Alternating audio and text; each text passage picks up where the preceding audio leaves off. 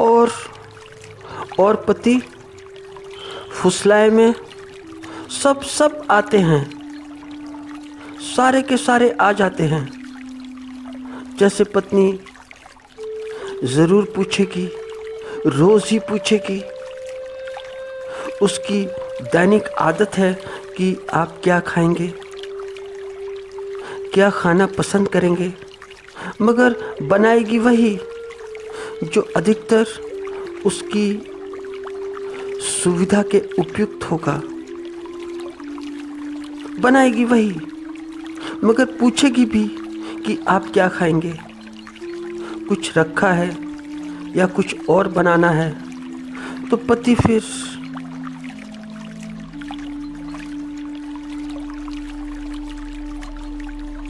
जैसे पत्नी पूछे,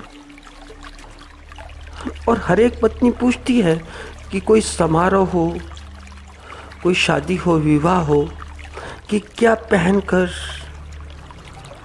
पहना जाए, कौन से वस्त्र पहने जाएं, वस्त्रों का विन्यास क्या रखा जाए,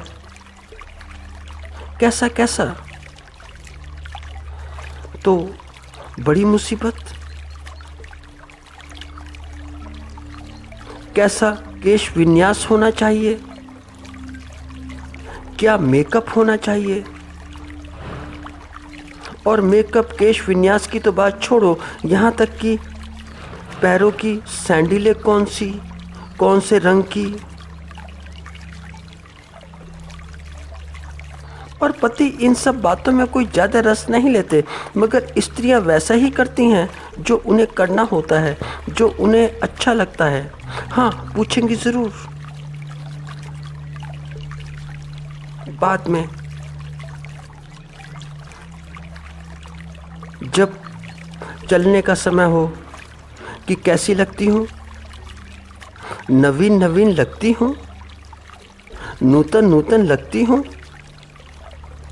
क्योंकि यदि यह पत्नी अपने पति को नूतन लगी तो सबको नूतन लगेगी। जैसे देखते हो ना कि कोई व्यंजन बना हो तो स्त्री आधा चम्मच थोड़ा चक्कर देखती है कि नमक ठीक या नहीं, तो व्यंजन के नमक का पता लग जाता है कि तीखा या कैसा। ऐसे ही पति, ऐसे ही उसने चम्मच उठाई और पति से पूछा कि बताओ कि मैं कैसी लगती हूँ।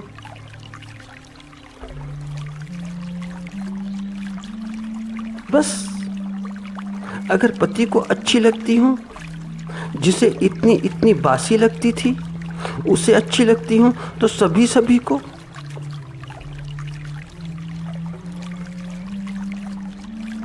और यह मत समझना कि यह स्त्री ही ऐसी है, यह पत्नी ही ऐसी है।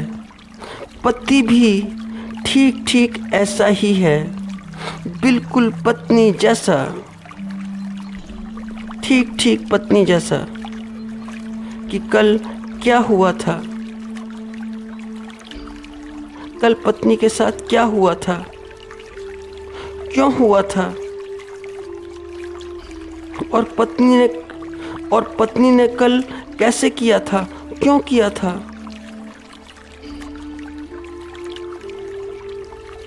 तो पत्नी को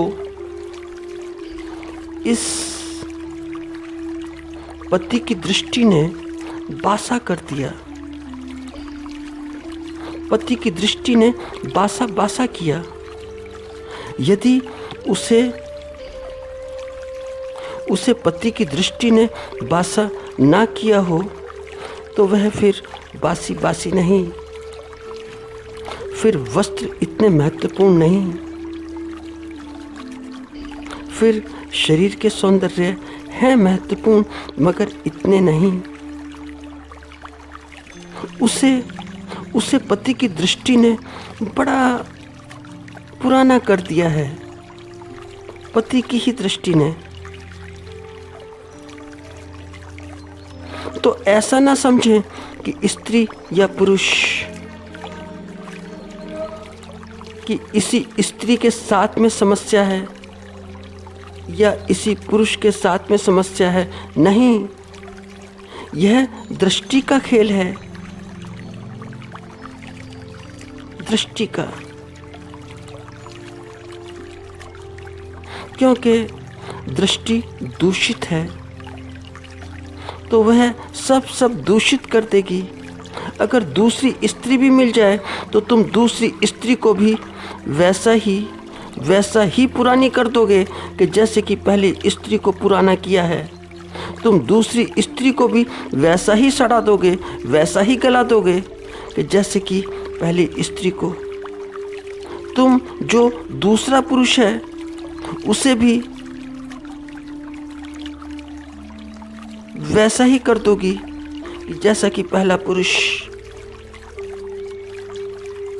तो देखते हो, यूरोप में, विकसित मुल्कों में 3-4 शादी आम बात,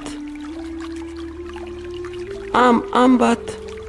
और 4-5 शादी के बाद में फिर लौटकर वहीं पहले पति के पास, पहली पत्नी के पास कि लौटकर बुद्धू फिर घर को आए। फिर पहली पत्नी ही अच्छी, फिर पहला पति ही अच्छा, तो पहले वाला ही अच्छा। तो अपनी दृष्टि देखो, जो कल होना था हो गया, बात समाप्त। प्रेम हुआ था या झगड़ा, हो गया। तो छोटे मोटे झगड़े तो होते ही हैं और होने भी चाहिए, हो गए, बात समाप्त। टेंशन के, एक तनाव के लेने देने का मन था तो दी और ली, हो गई, बात खत्म। वे क्षण जो बीत गए, मृत हो गए। अभी के क्षण मृत क्यों करते हो? मगर